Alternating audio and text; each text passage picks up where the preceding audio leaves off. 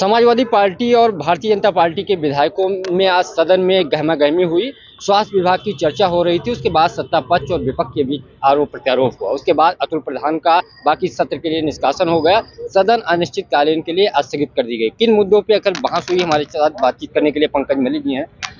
मलिक जी, क्या मामला था, दोनों तरफ से क्या बहस हुई, उसके बाद विवाद इतना बढ़ गया कि अतुल जी का निष्कासन बाकी सत्र के लिए कर दिया? स्वास्थ्य पे चर्चा चल रही थी, बातचीत चल रही थी। नियम 56 में हम लोग को लेकर के आए थे। अब मंत्री जी भी लगातार मंत्री हैं, वो उनको सुनना चाहिए। उन्होंने बात सुनी नहीं, आक्रोश में आकर के बोले।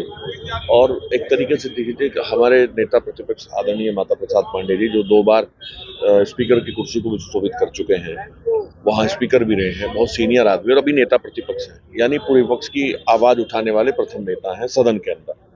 अब उनके बारे में भी इस तरह से हल्केपन में बात उन्होंने की, इस तरह की बातें नहीं करनी चाहिए थी। हमारी यही मांग थी कि मंत्री जी माफी मांगे, उन्होंने माफी नहीं मांगी।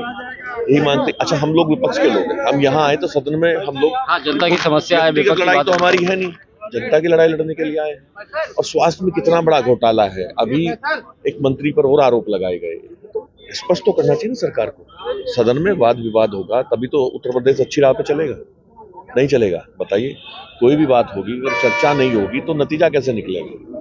पर ये आवाज को दबाना चाहते हैं। कल भी एक मंत्री ने मंत्री जी ने इसी तरह से गलत सलत बातें कह करके, जब उच्च शिक्षा का विषय चल रहा था, गलत सलत बातें कह करके आवाज को दबाना चाहा।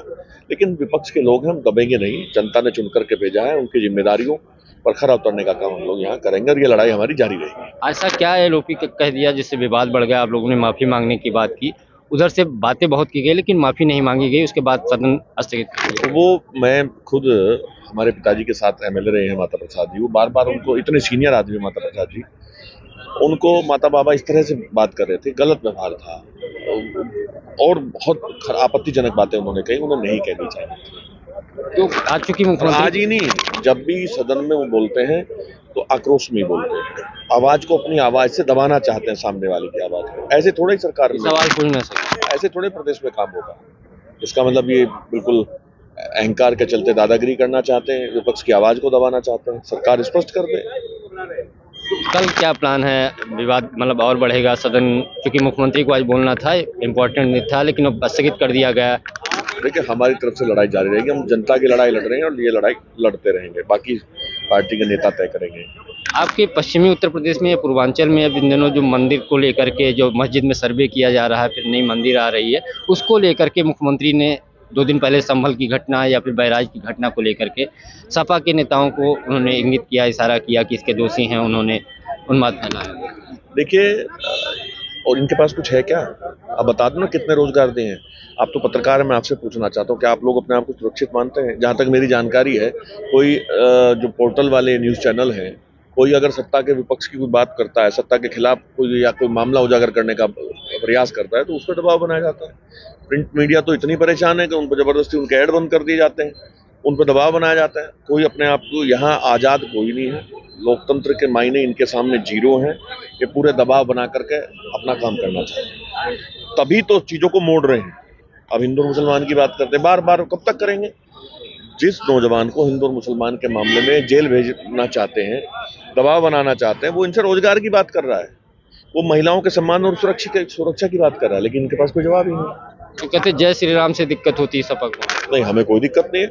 हमारे यहाँ तो कल्चर है, हिंदू हो या मुसलमान हो, जब घर से बड़ा आदमी निकलता है तो राम राम कहते हैं, सब कहते हैं।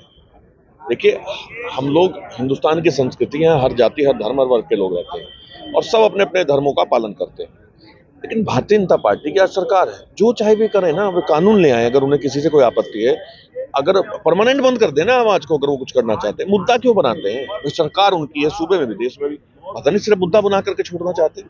देखिए, जिस तरह का माहौल वो बना रहे हैं, इससे हमारे आने वाली पीढ़ी खराब हो रही है, उनके मन में जहर भरने का काम ये कर रहे हैं। ऐसा नहीं करना चाहिए। नौजवान के रोजगार की बात करनी चाहिए, महिला के सम्मान और सुरक्षा और शिक्षा की बात इन्हें करनी चाहिए, ये नहीं कर रहे।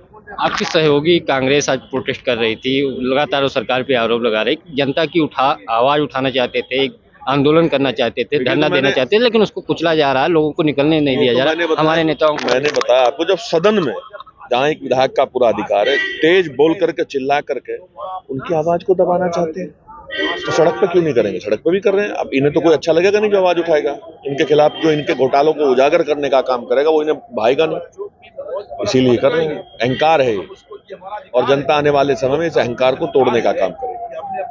तो ये थे हमारे साथ पंकज मल्लिक। खास बात यह है कि माता प्रसाद पांडेय को लेकर के एक आपत्तिजनक जो सपा के नेताओं का कहना है कि प्रयोग किया गया, बार बार कहा जा रहा है, उसको लेकर के हम लोग विरोध दर्ज कराए, माफी मांगने की मांग की, लेकिन सरकार की तरफ से, सत्ता पक्ष की तरफ से कोई ऐसा रिस्पॉन्स नहीं आया, जिसके कारण हम लोगों ने विरोध किया और आगे भी विरोध जारी रहेगा। पंकज चतुर्वेदी, TV9, लखनऊ।